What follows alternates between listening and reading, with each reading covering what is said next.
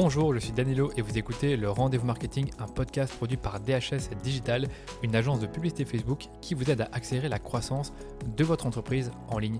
Avec ce podcast, ma mission est la même, vous aider à générer la croissance pour votre activité via les différents canaux du marketing digital. C'est pour ça que j'invite des experts qui maîtrisent leur sujet et que je vous propose moi-même des épisodes très concrets sur mes domaines de prédilection, à savoir la pub Facebook et la création de contenu. Si vous aimez écouter les épisodes du Rendez-vous Marketing, je vous invite à vous abonner au podcast sur votre plateforme d'écoute préférée pour être notifié de la sortie des prochains épisodes. Aujourd'hui, j'ai le plaisir de recevoir Paul Esri, Team Leader SIA chez Effilab, une agence d'acquisition multicanal parmi les plus réputées en France. C'est d'ailleurs une des premières agences que j'ai connues quand je me suis lancé dans le marketing digital. Je me rappelle que la société qui m'avait engagé avait travaillé avec Effilab, donc encore une fois, ça m'a rappelé quelque chose. Et je ne vous cache pas que j'ai eu beaucoup de mal à trouver l'expert qui allait pouvoir me parler de la publicité YouTube et de comment lancer des campagnes. Donc c'est un super hasard et je suis très content de recevoir Paul sur ce podcast. Vous le savez, depuis le début de l'année, j'interviewe des experts de la publicité en ligne. Jusqu'ici, j'ai parlé de Google Ads avec Rémi Bandayan, de Snapchat Ads avec Nathan Elmaleh, de Pinterest Ads avec Nathalie Delot et dernièrement de TikTok Ads avec Antoine Godefroy.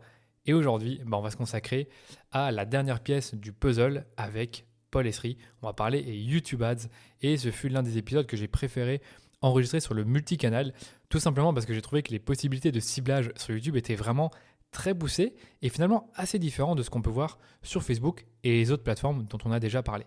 J'ai également trouvé que c'était, en termes de construction de campagne, qu'il y avait quand même des différences entre YouTube Ads et Facebook Ads. Donc j'ai appris plein de choses grâce aux conseils et l'expertise de Paul. L'épisode était aussi très technique, donc on a décidé de le publier en deux parties, avec une première partie plus introductive et un peu moins technique, et une deuxième partie plus avancée, et c'est le cas de le dire parce que plus je parlais avec Paul, plus je me rendais compte que la conversation se complexifiait, vu qu'on rentrait vraiment dans la technique. Avant de commencer, je vous propose de découvrir le programme de la première partie de l'épisode. En premier lieu, j'ai demandé à Paul de nous parler de la plateforme YouTube en elle-même, à savoir quelques chiffres clés, les usages de la plateforme et les codes. On a ensuite parlé de qui sont les personnes présentes sur YouTube et qu'est-ce qu'elles viennent faire sur YouTube.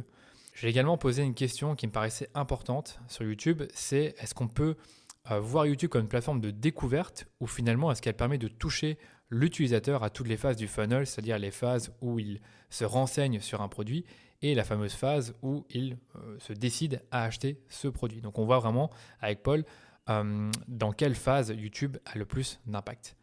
Ensuite, on a parlé de la plateforme de YouTube Ads et comment elle fonctionne, comment sont structurées les campagnes sur YouTube. Puis on a parlé de tout ce qui concerne les coûts et de comment on est facturé quand on fait de la publicité YouTube. Est-ce que c'est à l'impression comme sur Facebook ou est-ce que c'est finalement une méthode de facturation différente ? Quels sont les formats proposés par YouTube pour faire de la performance et de la notoriété ou du branding ? On en a également parlé. Et pour terminer, j'ai demandé à Paul comment est-ce qu'on crée des campagnes sur YouTube Ads. Donc je lui ai demandé de me décrire les différentes étapes de création. Et juste après ça, on a parlé de tout ce qui concerne les audiences, la créa, l'attribution et les bonnes pratiques de Paul pour réussir vos campagnes. Mais ça, c'est dans la deuxième partie. Voilà, je vous laisse écouter la première partie de cet épisode et on se retrouve pour la conclusion. Salut Paul, comment vas-tu ? Salut Danilo, enchanté et ravi d'avoir une invitation de ta part. Merci de m'avoir invité sur ce podcast. Bienvenue. Bah oui, c'est vrai que c'était pas facile de trouver un invité pour parler YouTube Ads. Donc finalement, un canal d'acquisition assez intéressant pour les marques. Et je pense qu'il y a beaucoup de budget qui est investi par les annonceurs. Mais pour autant, on n'a pas finalement autant d'experts que ça qui maîtrisent ce canal d'acquisition. Donc après avoir discuté avec toi, j'ai l'impression que tu maîtrises assez bien ce sujet. Mais justement, pour commencer, est-ce que tu pourrais te présenter à l'audience ou dire un peu qui tu es, ce que tu fais et quels sont tes champs d'expertise ? Ouais, complètement. Du coup, moi, je suis Paul Esri, je suis team leader chez Effilab. Donc, il faut savoir qu'Effilab, c'est une agence de marketing à la performance, marketing digital, et on va gérer plusieurs canaux d'acquisition pour différents types de clients, et notamment YouTube, du coup, que je gère pour la plupart de mes clients, notamment. Ok, d'accord. T'es arrivé quand ? Ça fait 4 ans que je suis chez Effilab, un peu plus de 4 ans. Et avant, j'étais chez l'annonceur en alternance notamment. Ok. Et t'as fait que du YouTube chez Effilab ou t'as fait d'autres plateformes ? Non, pour le coup, on est vraiment multiplateforme, donc on va avoir du Facebook, du Google et cetera, et bah, forcément YouTube arrive comme une grande plateforme à développer et il y a beaucoup d'annonceurs qui se mettent de plus en plus, à développer YouTube, donc on est là pour les accompagner, là-dessus. Et tu l'observes depuis quand ça finalement qu'il y a plus de demandes pour YouTube Ads? Bah, écoute, ça fait quand même 2-3 ans, où ça s'est vraiment accéléré pour le coup, Mmh. et avec la crise du Covid, c'est de plus en plus et puis, bah, tu as aussi l'impact de Google, qui développe vachement ce canal, notamment avec des formats différents, et ça va être aussi sur les audiences qui peuvent être ciblées, derrière. OK. Ouais, j'ai l'impression que tout ce qui est audience, ça a bien évolué en 3 ans. J'en avais déjà entendu parler. Par contre, niveau des formats, enfin, tu nous en parleras sûrement, mais est-ce que ça a évolué beaucoup en 3 ans? Au niveau des formats, oui, et c'est surtout au niveau des objectifs, c'est-à-dire que, on le verra un petit peu plus tard, je pense, mais tu vas avoir 2 gros objectifs, Ouais. qui vont être, décidés par un annonceur et en fait, il va y avoir tout un s enfin, du machine learning, en fait, qui va arriver et qui va permettre à l'annonceur de mieux répondre à ces problématiques et de façon beaucoup plus simple, tout simplement. Ouais, donc du coup, c'est pas comme sur Facebook où tu avais 11 objectifs, c'était pas toujours simple de se situer. Là, tu as l'air de dire qu'il y a 2 grands objectifs? Ouais, alors je résume un petit peu, et désolé pour les puristes, de YouTube, mais globalement, en effet, en fait, Google veut simplifier tout ça, et tu sens qu'ils veulent donner un objectif, d'action, et un objectif de branding et vraiment, avoir juste ces 2 objectifs-là. Oui, c'est vrai que là, je vois qu'on est déjà en train de parler de technique, donc je te propose peut-être de revenir d'abord sur la plateforme YouTube, en elle-même, si tu veux bien, et nous donner peut-être quelques chiffres, les usages classiques de la plateforme et les codes qu'on retrouve un peu le plus sur YouTube. Ouais, complètement, bon, tout le monde connaît YouTube, ça fait partie de l'écosystème, Google. C'est une plateforme qui est en forte croissance, notamment depuis le Covid. Avec, bah, en fait, beaucoup de personnes qui, étaient enfermées et du coup qui n'avaient que la vidéo pour, «faire passer le temps» entre guillemets. Hem Et donc voilà, forte croissance sur YouTube. C'est une plateforme qui rassemble tous les codes des réseaux sociaux qu'on connaît. Donc ça va être le like, le commentaire, les partages, récemment du coup les YouTube Shorts qui sont l'équivalent en fait des stories, donc qu'on peut retrouver sur, Instagram notamment, sur TikTok. Donc là-dessus c'est vraiment comme un réseau social. Et puis, bah, il y a des chiffres qui vont être hyper impactants, et que je vous partage là maintenant. On a, plus de 2 milliards d'utilisateurs dans le monde sur YouTube. Donc c'est un chiffre qui a été communiqué hyper récemment. Hem, on va avoir plus de 80 des Français qui vont au moins une fois par mois sur YouTube. Donc ça montre l'ampleur de YouTube sur les Français et puis on va avoir aussi, 50 des 25-49 ans qui vont quotidiennement sur YouTube. Donc en fait, YouTube est ancré dans nos vies, si on va un peu plus loin et donc c'est pour ça aussi que Google, veut étendre, la part de YouTube sur tous les canaux. Voilà. Et puis il y a un dernier point qui est assez important et je pense que, bah, il faut aussi bien l'avoir en tête en tant qu'annonceur, l'usage du mobile. On est à plus de 65 des heures de visionnage qui sont faites sur mobile et le reste est splitté entre desktop, tablette et TV. Voilà, il y a pas mal d'utilisateurs qui regardent YouTube sur la télé, et donc bah, il y a aussi la possibilité sur YouTube de faire des campagnes qui seront uniquement diffusées sur la télé pour les Ah! annonceurs qui n'ont pas forcément, de budget pour aller sur des grands plans médias et cetera. OK, ça je savais pas du tout, c'est intéressant. Oui, et j'allais dire un truc, c'est que sur, le mobile, les tablettes, tu as pas d'adblocker et donc tu as l'air de dire que tout le trafic se passe, sur mobile et tablette. Par contre, sur l'ordinateur, tu as un adblocker. Donc moi, perso, les pubs YouTube sur desktop, je les vois jamais parce que j'ai mon adblocker et c'est vrai qu'à chaque fois que j'ai sur mon téléphone ou mon Apple Ouais, TV, voilà, je vois des publicités et je peux pas les skipper. complètement. Complètement, ça fait aussi partie du jeu. Heu, mais ouais, tout ça pour dire en fait que sur mobile, voilà, il faut avoir un format aussi, on le verra, dans les best practices, il faut avoir un format en fait qui est adapté au mobile. Ouais, je m'en doute bien. Et au niveau des utilisateurs, il y a deux choses que je voulais savoir, c'est est-ce que c'est plutôt des jeunes, des trentenaires, des personnes plus âgées? Est-ce qu'il y a vraiment une tranche d'âge qui prédomine dans les personnes présentes sur YouTube? Et voilà, après on verra aussi, mais que viennent faire ces personnes? Hem, Là-dessus, tout le monde est sur YouTube globalement, donc il va y avoir vraiment tout type de profil. On va avoir un jeune qui regarde des jeux vidéo, mais on va aussi avoir le père de famille, qui, regarde un tutoriel pour monter son meuble IKEA. Donc vraiment, il y a vraiment tout type de profil. Par contre, en effet, bah, tu vas avoir une prédominance quand même, des plus jeunes, notamment, 18-34 ans, OK, qui passent en moyenne 48 minutes, par jour. Et puis, bah, ça s'étend jusqu'aux 49 ans. Heu, voilà, c'est vraiment une si on résume, c'est une prédominance un peu plus jeune, ouais. mais globalement, c'est quand même monsieur tout le monde qu'on va pouvoir toucher, sur YouTube. OK, c'est compris. Et au niveau des usages de la plateforme, quand on va sur YouTube, qu'est-ce qu'on vient y faire finalement? Enfin, moi, je pourrais dire que j'utilise YouTube juste pour m'éduquer, pour apprendre des choses, ben, dans le marketing, dans l'entrepreneuriat.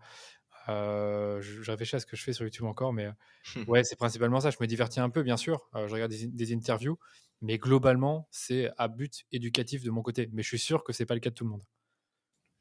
Ouais, là-dessus, les gens, en fait, viennent, s'inspirer, donc ils vont essayer de découvrir, soit des marques, soit des, nouvelles façons, voilà, vraiment des nouvelles façons de faire. Ils vont venir s'informer, via des tutoriels, par exemple. Ils vont venir comparer aussi, ça c'est important, tout ce qui va être unboxing, comparatif vidéo et cetera.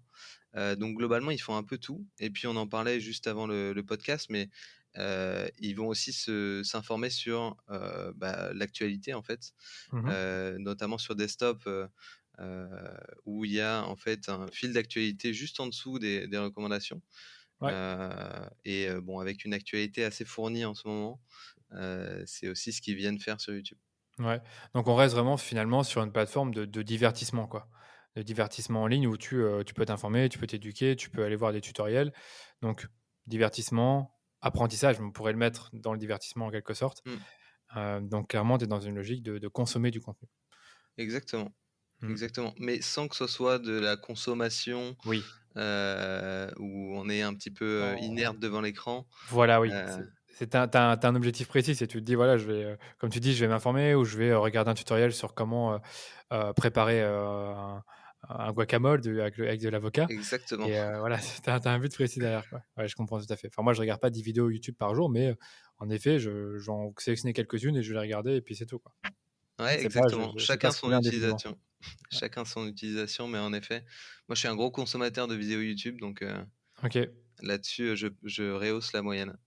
Tu parlais de 49 minutes en moyenne, c'est ça, chez les jeunes ou je sais plus si c'est chez tout le monde? J'ai Ouais, déjà c'est oublié. ça. Chez les jeunes 18-34 ans, 34, OK. ouais, C'est quand même pas mal, complètement. ouais. Je pense aussi, je suis dans une bonne heure par jour quand même, mine de rien et je suis dans cet tranche d'âge-là.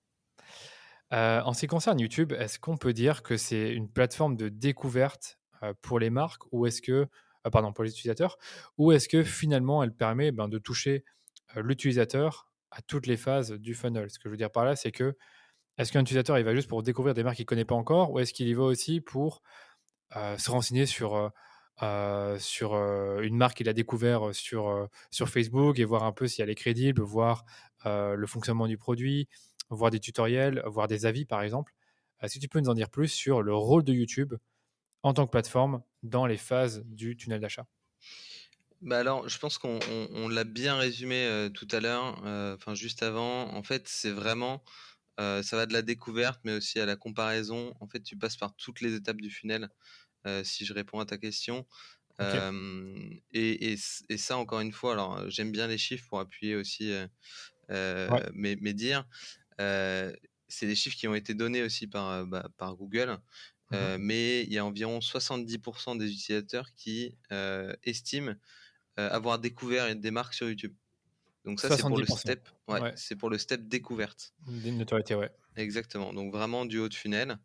Et tu vas avoir 50 des acheteurs, qui estiment que la vidéo en ligne permet d'affiner leur choix de marque ou de produit. Ouais. Donc Considération. exactement, considération. YouTube étant la plateforme en ligne, la plus enfin la plus importante plateforme en ligne, forcément les gens vont venir se renseigner sur YouTube. Et puis tu as 70 des utilisateurs, et ça c'est un chiffre qui est énorme, qui estiment avoir acheté un produit après avoir vu une vidéo YouTube.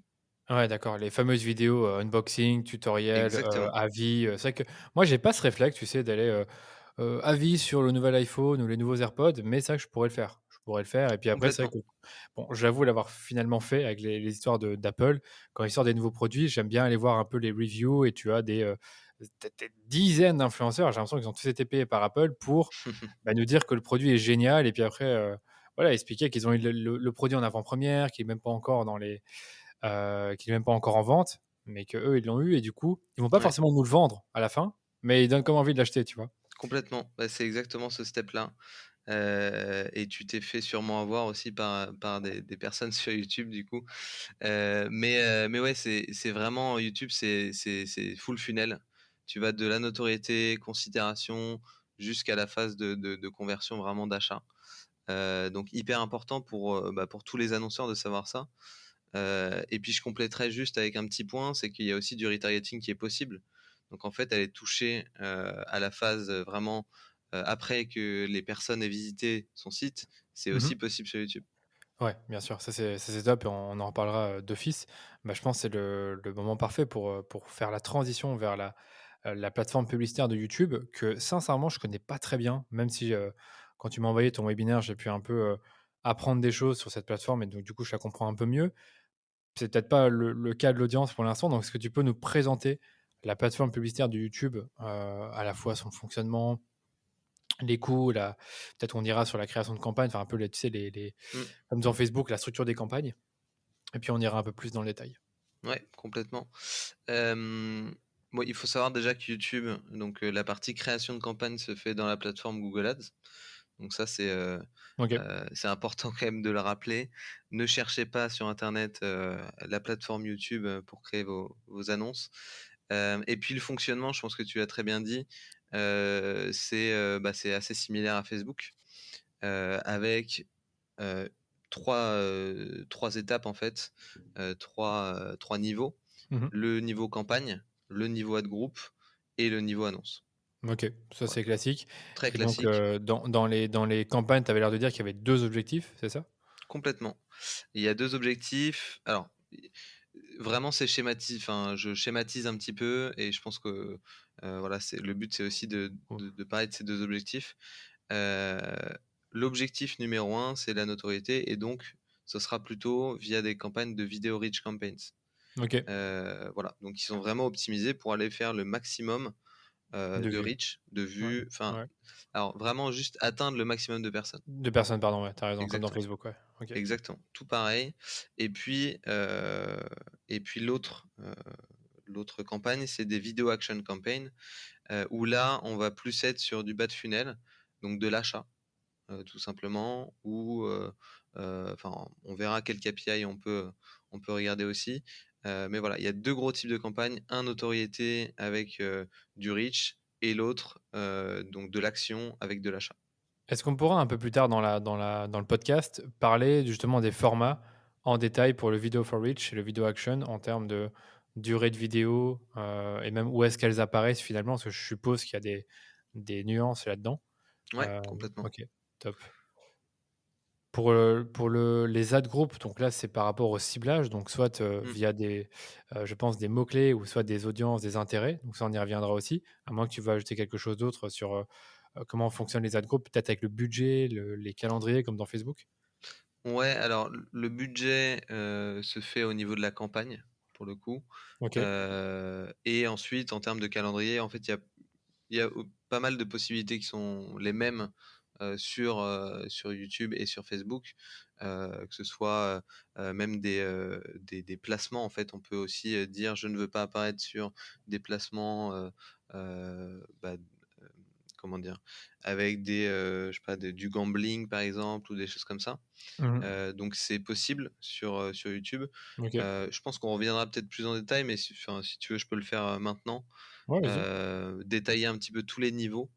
Donc au niveau campagne, on va voir du coup le choix de l'objectif. Donc Ouais. là, globalement, comme si vous créiez une campagne, Google en fait, vous allez devoir choisir. Globalement, si vous êtes sur du lead, vous allez choisir générer du lead. Si c'est plutôt du e-commerce, ça va être générer des conversions. D'accord. Et ensuite, tu vas avoir plein d'autres objectifs, typiquement product awareness, etc. Donc vraiment des objectifs un peu plus branding. Et là-dedans, vous allez choisir du coup faire de la vidéo. Et donc c'est ça qui va faire que vous allez créer des campagnes. YouTube, pardon. Euh, Oui, je comprends. D'accord, et c'est que En d'abord, tu choisis fait, ton objectif, peu importe que ce soit sur Google ou sur YouTube ou sur le display, et puis après tu dis ce que tu veux. exactement, c'est OK. exactement ça. Tu choisis d'abord ton objectif et ensuite tu choisis le canal sur lequel tu veux puber, tout simplement. D'accord, ouais, je comprends. Donc, tu as le choix de l'objectif qui est très global. Et ensuite, on va rentrer dans les paramétrages de campagne. Donc là, tu vas choisir ton budget, tu vas choisir ta stratégie d'enchère. Ouais, Donc généralement, pour de l'action, ça va être du maximize conversion, du target CPA, du target ROAS. Donc ça, c'est vraiment pour de ouais, l'action. c'est Et technique, donc tu choisis un peu celui qui te parle le plus par rapport à tes objectifs. Donc tu dis target ROAS, donc je suppose que c'est tu donnes le ROAS cible que tu veux et YouTube essaiera de te le donner et les autres, c'est pareil, quoi. C'est le même genre de fonctionnement. c'est ça, c'est exactement ça. En fait, l'algorithme Google va essayer d'optimiser pour aller te générer le ROAS cible, par exemple. OK, Mais ça fonctionne un petit peu derrière comme des enchères, parce que plus tu augmentes ton target CPA, plus tu lui permets d'enchérir élevé. élevé, et donc forcément ça agit un petit peu comme à l'époque des CPC, où tu OK, gérais vraiment enfin pas sur YouTube mais sur le search, tu sur le search, gérais, ouais. ouais, C'est exactement. CPC. Donc là, ouais, si tu mets un target CPA plus élevé, lui, il aura plus de latitude, il pourra potentiellement toucher Exactement, plus de personnes OK, parce que tu es prêt à avoir un CPA plus élevé, simplement. OK. exactement. Tu ouvres un petit peu les vannes pour que l'algo puisse aller chercher un maximum, et puis ça peut te permettre aussi, si tu veux aller chercher du CA tout simplement, et que tu t'autorises de dégrader ton CPA, tu Ouais, peux le faire. d'accord, je comprends. Donc voilà, je te laisse reprendre là où tu étais, donc avec le choix du type d'enchère plus ou moins. Ouais, donc choisir la stratégie d'enchère. Il y a plus trop du coup de choix, c'est vraiment assez automatisé, en tout cas sur les Video Action Campaign. Et puis ensuite, on va choisir aussi tout simplement où est-ce qu'on veut diffuser, que ce soit en France, on peut cibler des villes précises, on peut cibler des départements. Voilà, il y a tout le ciblage qu'on peut avoir sur la suite Google. Ça, c'est au niveau de l'ad Euh, group, c'est ça? Ça, c'est au niveau campagne toujours. Ah, toujours au niveau campagne, Ouais, pardon. toujours au niveau campagne. Ouais. Et puis les langues, globalement, c'est pareil. On peut cibler français, anglais, etc. Moi, ce que je vous conseille vraiment, c'est de mettre en all, donc cibler toutes les langues. Et je prends toujours des exemples, notamment sur le B2B, où c'est des gens qui vont chercher des softwares. Généralement, ils vont avoir la langue de leur navigateur en anglais. Et donc, si on met uniquement la langue française, on va pas pouvoir les cibler eux. Ouais, tout à fait. Donc ça, hyper important de ne pas se couper d'opportunités. Voilà, même, enfin là, j'ai pris un exemple sur du B2B plutôt, mais c'est valable. Enfin, moi, j'ai eu pendant un moment mon Google Chrome en anglais. Donc voilà, c'est Ouais, vraiment, je vois. il y a pas mal de personnes qui le font. Et puis, tu vas voir du coup j'en parlais tout à l'heure, tout ce qui est exclusion de contenu. Si tu veux du coup ne pas apparaître sur des sites de gambling, enfin de paris en ligne ou des choses comme ça, un peu plus touchy pour ta marque et ton image de marque, eh bien tu peux faire les exclusions à ce niveau-là. Globalement, tu as 3 niveaux, tu as le standard, le élevé et le bas, pour, en fait, soit assurer ton image de marque et ne pas apparaître sur vraiment, heu, des catégories qui sont, plutôt OK, mais un peu touchy. Voilà. Moi, je vous conseille de rester en standard parce que sinon ça va limiter aussi votre diffusion, Mmh. tout simplement. D'accord.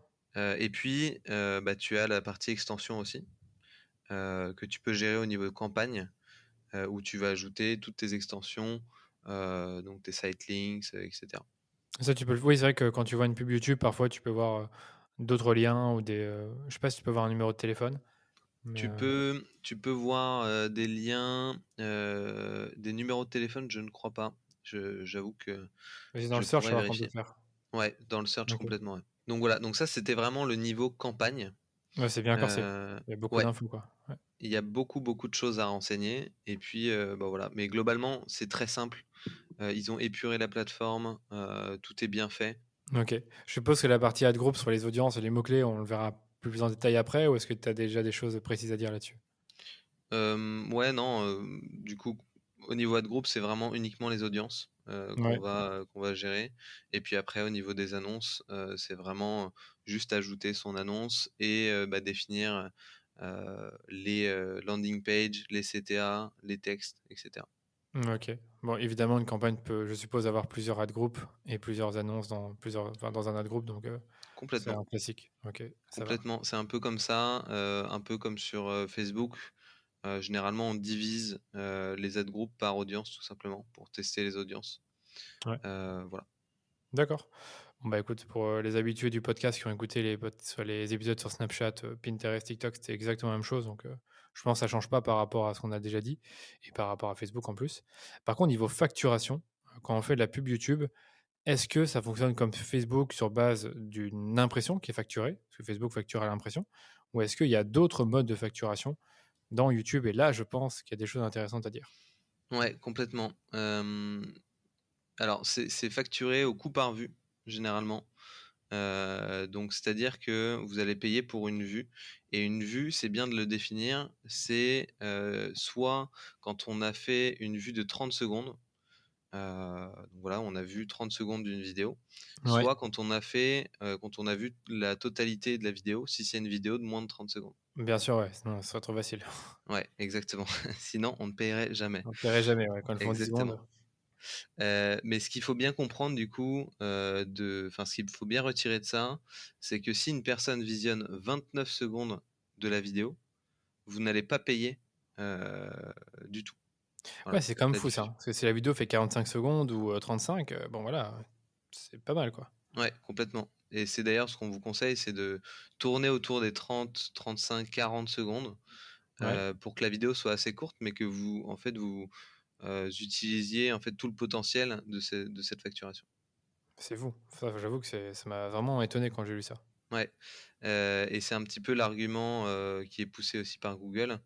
Alors après, tu vas avoir aussi des facturations au CPM de mémoire, mais là-dessus, c'est plus sur des campagnes branding, voilà. Mais globalement, voilà, CPV et si je vous donne un ordre d'idée, c'est du 2 centimes à c'est une grosse fourchette, mais on peut descendre à du 2 centimes jusqu'à du 7 centimes environ, hem, du, CPV. D'accord, ouais. Bon, bah, là, sur le coup, j'ai pas vraiment de enfin si, j'ai des benchmarks sur Facebook, Ouais, mais ça dépend vraiment, hein. Des fois, tu peux avoir moins d'un centime, parfois 2, 3 centimes, mais c'est des vues complètement. de vidéos de bah, 15 c'est les true secondes. play, ouais, 15 Ouais, secondes, ou alors, en entier si elle dure moins de 15 secondes. exactement. Donc ouais, on se rapproche de ça, quoi. Après, ce Ouais, qui nous intéresse complètement. finalement, c'est le CPA, aussi, si on fait de la performance. Bah, oui, j'allais venir, si on fait de la performance, est-ce qu'on est facturé aussi au coût par vue ou alors est-ce qu'on est facturé autrement? Non, non, c'est toujours, là-dessus, c'est, au coût par vue. OK, Tu pas de facturation au CPL ou au CPA. d'accord. Voilà. D'accord, c'est compris. Au niveau des formats, je vais peut-être y revenir dessus. Donc selon que tu fasses de la notoriété ou du branding, donc notoriété égale video for reach et pardon, conversion, qu'est-ce que je dis? Et performance, c'est, video action. C'est quoi un peu les différents formats entre ces 2 objectifs? Alors sur le video for reach, donc notoriété, on va avoir ce qu'on appelle des bumper ads. Les bumpers, c'est les vidéos de 6 secondes que vous voyez souvent, Ouais. voilà, très courtes. Maintenant, en plus, il y en a 2 qui s'enchaînent. Donc je sais pas si toi, sur Oui, YouTube, j'ai ça te vu. dérange, Ouais, il y en a 2 qui s'enchaînent, tu as raison, quand elles font 6 secondes, tu es obligé d'avoir les 2. Ouais. Maintenant que tu le Exactement. dis. Mmh. Donc en fait, c'est ça les bumper ads. Ça va avoir des CPM très faibles. Donc c'est très bien pour les campagnes de reach et ça peut être aussi utilisé et ça c'est à tester, aussi de votre côté. Même pour des campagnes un peu d'action, c'est des éléments qui peuvent venir rappeler. Donc ça va venir faire du rappel sur une promotion, sur, je sais pas, un élément de réassurance et cetera. Donc ça, c'est à tester aussi, ce que vous pouvez coupler notamment à vos campagnes d'action. Donc si je reviens vraiment sur Video for Reach, il y a le format bumper, 6 secondes Et puis il va y avoir le TrueView skippable. Donc là, c'est les vidéos donc d'une durée un petit peu, enfin pas définie. Hem et en fait, on peut skipper du coup à partir de 6 secondes, cette vidéo. OK. Donc ça, c'est le format, skippable. Mmh. Et donc bah, l'algorithme va faire un mix entre les 2 pour aller chercher à la fois du reach avec du bumper et puis, enfin essayer un peu d'essayer enfin, essayer les 2 formats en fait, pour, tirer le meilleur reach, possible. Ouais, dans le même groupe d'annonces, tu as 2 formats différents et enfin d'une Mmh, même vidéo, une plus longue, une plus courte, quoi. exactement. Mmh. Et Video Action, je suppose que c'est un peu différent? Ouais, vidéo action, c'est des vidéos de 10 secondes ou plus, donc il faut vraiment que vous ayez une vidéo de 10 secondes minimum, et pour le coup, là, c'est des TrueView skippables, donc vous avez enfin pareil, on peut skipper la vidéo au bout de 6 secondes D'accord. Mais et est-ce que la vidéo elle peut pas durer moins de 10 secondes, du coup? pas pour du vidéo action, non. Ah, OK, d'accord, d'accord. Mais c'est pour ça qu'on peut le coupler, à des bumpers. Alors sur de la perf, faut faire attention parce que vous aurez pas forcément de la perf sur les campagnes de bumper ads, Mmh. mais ça peut venir améliorer vos campagnes de vidéo action, tout simplement. Ouais, je vois l'idée, ouais, c'est ça. C'est que ça fait une sorte de rappel et puis après, soit avec Exactement, l'attribution, soit, la personne qui revoit la pub, quelques jours plus tard, finit par convertir parce qu'elle a vu, plusieurs fois le même message, quoi. Mmh. complètement, c'est C'est une ça. bonne stratégie ça. OK. Et puis il y a d'autres formats, alors, je les ai pas forcément cités quand je parlais de vidéo for reach et vidéo action, mais tu vas avoir donc des formats type, TrueView non skippables. Donc cette fois-ci, c'est les vidéos de 20 secondes maximum de mémoire, qui, ne sont pas skippables tout simplement. Donc pendant 20 secondes, tu vas être devant ta vidéo en train d'attendre. Ça peut être bien pour, tout ce qui est, voilà, notoriété, brand awareness et cetera.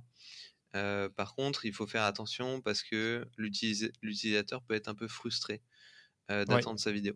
Donc ça peut ouais, avoir aussi un effet néfaste. ouais, donc c'est pas j'ai pas l'impression que c'est celle que tu préfères? Non, clairement pas. C'est pas celle que je recommande, mais je sais que ça a aussi des aspects, en tout cas, c'était beaucoup utilisé avant, sur des aspects branding notamment ou D'accord, lancement de produits et cetera. d'accord. Donc j'ai l'impression, d'après ce que tu me dis, c'est que tu peux avoir des vidéos qui sont très courtes en mode bumper pour, le rappel ou pour la notoriété. Donc ça me paraît, c'est déjà un premier format de vidéo qui peut être plus rapide à produire, mais il faut quand même le travailler et un format plus long où tu as l'air de dire que, en fait, même si c'est skippable après 10 secondes, si ça dure 35 ou 40 secondes, en fait, si la personne regarde 29 secondes, tu payes pas et tu as quand Mmh, même délivré un message. complètement. C'est exactement ça et le but, c'est de jouer un petit peu sur tous les formats. Notamment sur la partie vidéo action, je vous conseille de vraiment avoir des formats de 10 secondes, par exemple, et Ouais, puis un format un peu plus long, 15 d'accord, ouais. secondes, 30 secondes Ouais. et voir un petit peu ce qui marche pas et bien sûr, bah, AB tester tout ça.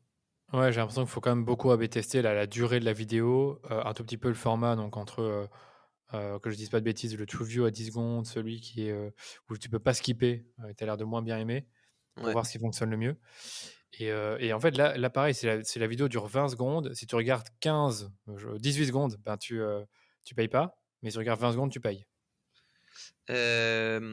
sur ce format-là, alors c'est pas un format qui rentre dans Ah, le pas vidéo celui-là, action. pardon, sur, sur le format, TrueView, Ouais, non heu, skippable. non skippable. Ouais, sur celui-là, ça va être une facturation également, voilà, à la le enfin, quand tu as vu toute la vidéo, en effet. D'accord, Mais c'est des OK. CPV qui sont un peu plus chers parce que du coup, bah, tu imposes à l'utilisateur, une vidéo pendant 20 secondes. Donc forcément ça vaut un peu plus cher parce que tu as beaucoup plus Oui. d'attention et cetera. Plus la vidéo est longue, plus ton CPV, il va augmenter. Non, pas forcément parce que du coup, le coût par vue enfin, moi, quand je parle de coût par vue, c'est vraiment sur des formats skippables et sur les formats skippables, en fait, ta vue, elle est comptabilisée à 30 secondes, en fait, tout simplement.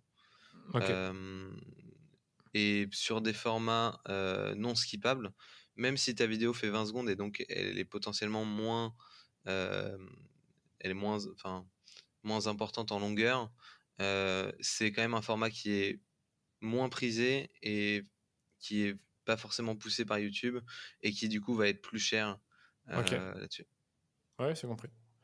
Hem, est-ce qu'il y a un format, est-ce qu'il y a aussi un format display, avec des annonces plutôt statiques? J'ai l'impression de déjà voir justement des annonces, qui sont statiques sur YouTube avant une Mmh. vidéo ou je pense même après et est-ce que ça vaut le coup? Où est-ce qu'elles sont diffusées ces annonces plutôt statiques? Ou si attends, je me trompe totalement et c'est peut-être pas du tout le réseau YouTube? Enfin le réseau, enfin la pub YouTube en elle-même? Alors il y a en effet, il y a un du coup, il y a un format un peu display, qu'on peut voir sur notamment en haut à droite sur, YouTube, en haut à droite, de la partie desktop. Ouais. Tu vas avoir un petit encart avec, un CTA, une petite image et cetera. Mmh. Heu, En fait, ça, c'est le format Discovery, qui permet en fait de générer du trafic derrière sur ton site, ou, vers ta vidéo. Tu peux aussi, heu, le renvoyer vers ta vidéo. Voilà, mais c'est pas de la pub YouTube?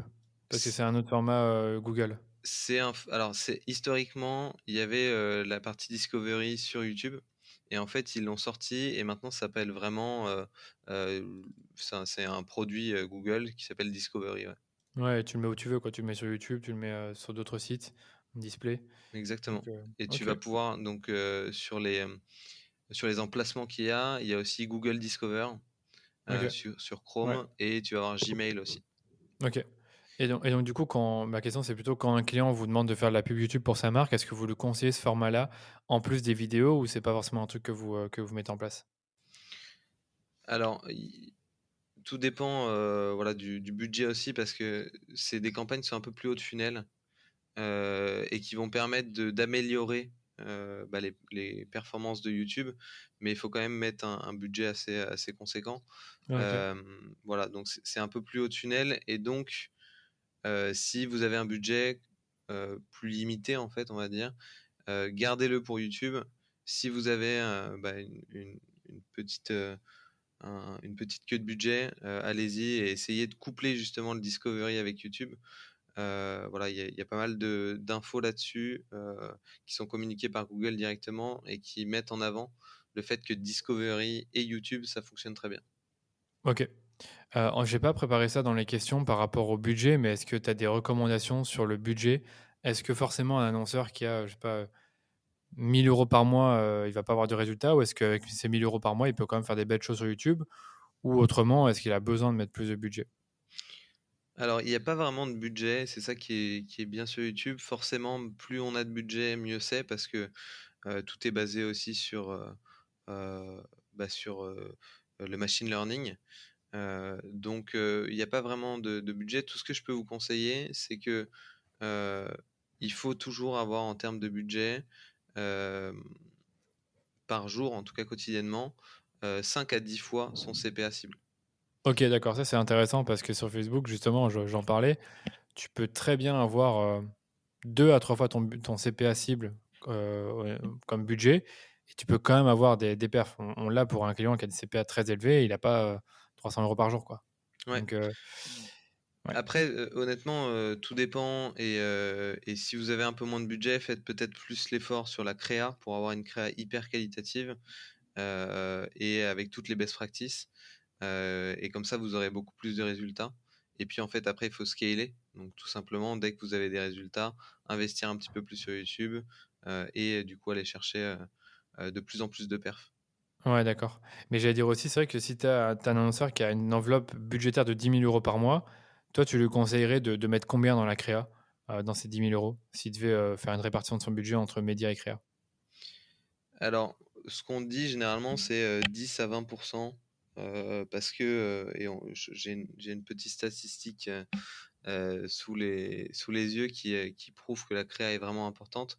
Mais globalement, ouais, 10 à 20, du budget. Alors après, ça dépend parce que, forcément, plus les budgets sont élevés, plus du coup, tu as Ouais. forcément besoin de créa et cetera. Mais il y a quand même une limite à ça.